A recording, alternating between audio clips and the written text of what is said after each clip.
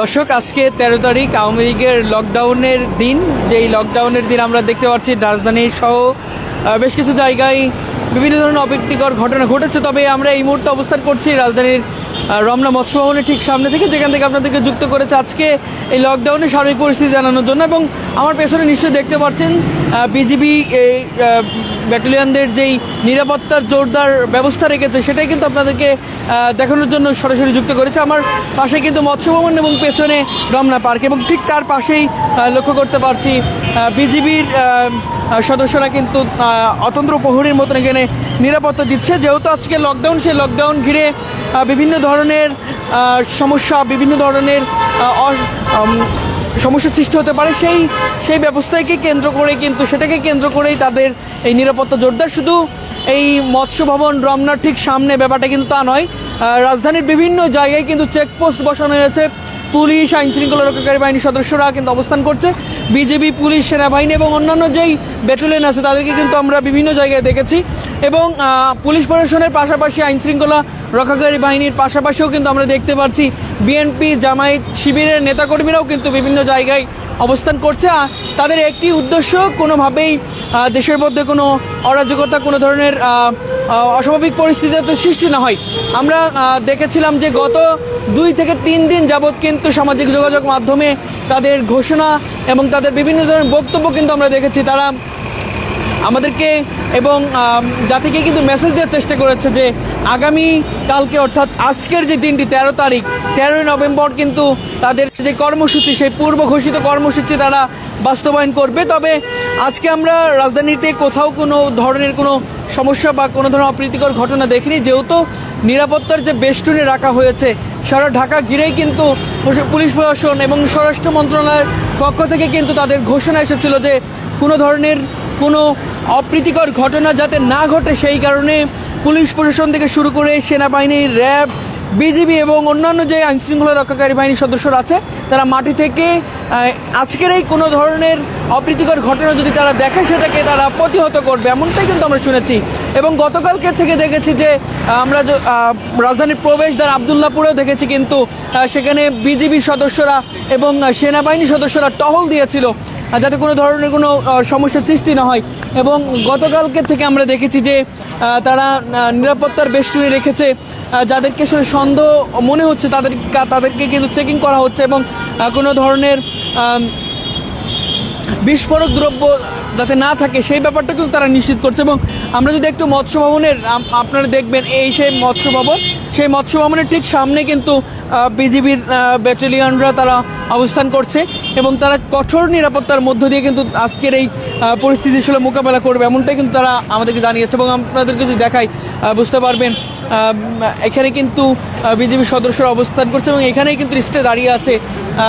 এখানের এই জায়গার পরিস্থিতি তারা নিয়ন্ত্রণে, এবং এই জায়গার পরিস্থিতি যাতে কোনোভাবে বাহিরে, তাদের নিয়ন্ত্রণের বাইরে চলে না যায়, সেই ব্যাপারটা কিন্তু তারা নজর রেখেছে। আজকে আপনারা জানেন যে আওয়ামী লীগের যেই লকডাউন কর্মসূচি, সেই লকডাউন কর্মসূচির আজকে সেই 13 নভেম্বর, যেই 13 নভেম্বর নিয়ে বেশ জল্পনা কল্পনা ছিল যে আগামীকালে কি হতে যাচ্ছে। আমরা গতকালকে কিন্তু এই কথা বলেছিলাম। তবে আজকে সেই 13 তারিখ, আজকে আসলে কি হতে চলেছে বা কি হবে, সেই ব্যাপার যদি আমরা একটু বিশ্লেষণ করি বা একটু সাধারণ মানুষের মুখ থেকে যতটুকু আমরা শুনেছি, এখনও পর্যন্ত আওয়ামী লীগের নেতাকর্মীদের কিন্তু কোনো কার্যক্রম বা কোনো কর্মসূচি কিন্তু আমরা এখানে দেখিনি।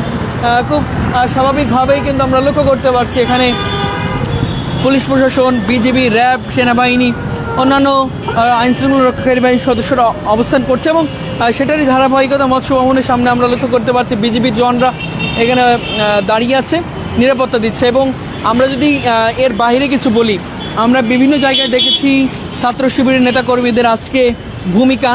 ঠিক আওয়ামী লীগের কেন্দ্র যে কার্যালয়টি রয়েছে, সেই কেন্দ্রীয় কার্যালয়ের সামনে তারা অবস্থান করছে।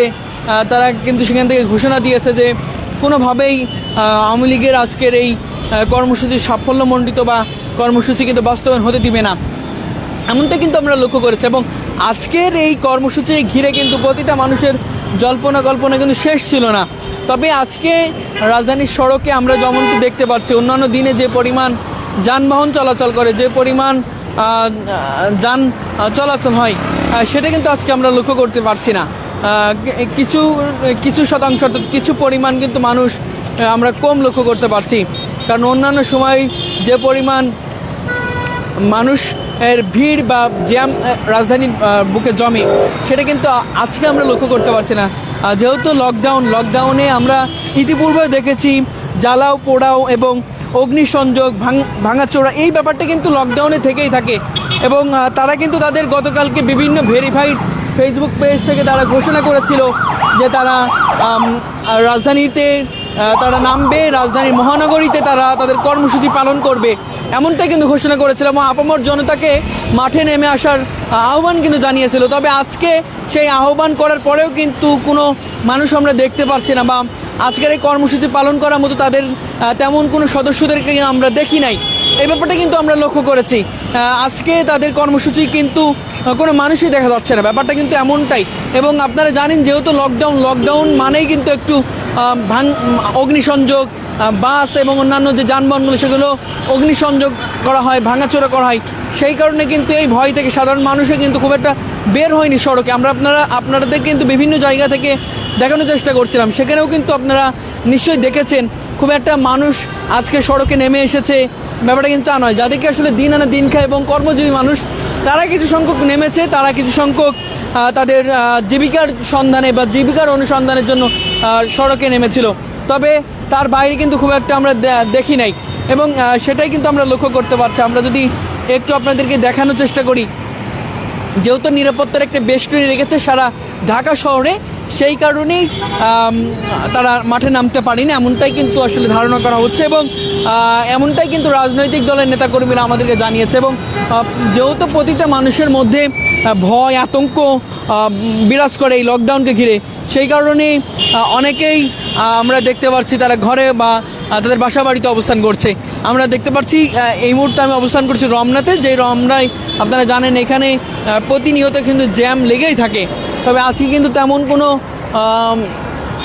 তেমন কোনো কিছুই আমরা দেখতে পাচ্ছি না। আজকে বিজিবির সদস্য থেকে শুরু করে পুলিশ, র্যাব, সেনাবাহিনী বিভিন্ন জায়গায় তাদের অবস্থান এবং তাদের জোরদার অবস্থান নিয়েছে। আজকে কোনো ধরনের কোনো অপ্রীতিকর ঘটনা, কোনো ধরনের কোনো সহিংসতা যাতে সৃষ্টি না হয়, এই ব্যাপারটাই কিন্তু তারা মাথায় রেখেছে। দর্শক, এই মুহূর্তে আমি অবস্থান করছি রাজধানীর রমনায়। আজকে আওয়ামী লীগের সেই ঘোষণা অনুযায়ী কিন্তু 13 তারিখ, সেই 13 তারিখে তাদের কথা ছিল তারা মাঠে নেমে তাদের যে কর্মসূচি, লকডাউন কর্মসূচিটা বাস্তবায়ন করবে। তবে আমরা কিন্তু দেখতে পাচ্ছি তাদের লকডাউনে কিছু মানুষ কম থাকলেও তাদের কিন্তু কোনো ঝটিকা মিছিল বা তাদের কোনো কর্মসূচি আমরা লক্ষ্য করিনি। দর্শক, এই মুহূর্তে অবস্থান করছিলাম রাজধানীর রমনাতে। আপনারা দেখছিলেন দৈনিক দেশের পত্র ফেসবুক পেজে লাইভ সম্প্রচার। আমরা একটু দেখাই, খুবই কম সংখ্যক কিন্তু সিটিং সার্ভিসের যানবাহন চলাচল করছে। তাছাড়া দূরপাল্লার যানবাহন কিন্তু আমরা তেমন দেখিনি। তবে কিছু দূরপাল্লার যানবাহন আমরা উত্তরাতে দেখেছিলাম কিছু সংখ্যক যানবাহন চলাচল করতে। তাছাড়া এই দিকে, অর্থাৎ এই দিকে কিন্তু দূরপাল্লার যানবাহন তেমন চলাচল করে না, তবুও এখন দু একটা চলাচল করলে সেগুলো আমরা দেখতে পাচ্ছি না।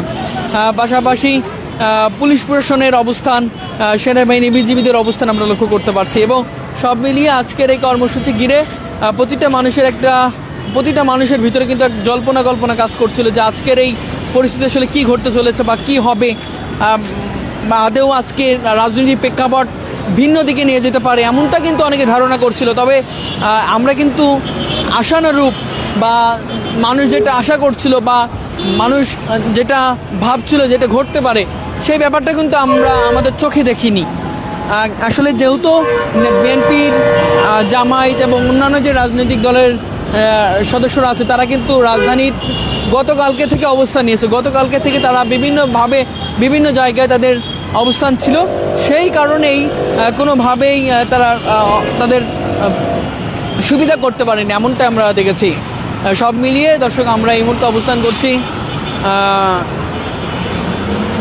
রাজধানীর রমনাতে। আপনারা দেখছিলেন দৈনিক দেশের পত্র ফেসবুকে লাইভ সম্প্রচার। আর যারা দেখছিলেন অবশ্যই কমেন্ট করবেন আপনাদের যেখানে আছেন সেই জায়গার কী পরিস্থিতি, এবং সব মিলিয়ে আপনাদের আবেগ অনুভূতি আমাদের সাথে শেয়ার করবেন। আমরা আজকে এখানে বিদায় নিচ্ছি, আবারও আপনাদেরকে যুক্ত করবো। সেই পর্যন্ত সবাই ভালো থাকবেন, সুস্থ থাকবেন। সবাইকে আল্লাহ হাফেজ, আসসালামু আলাইকুম।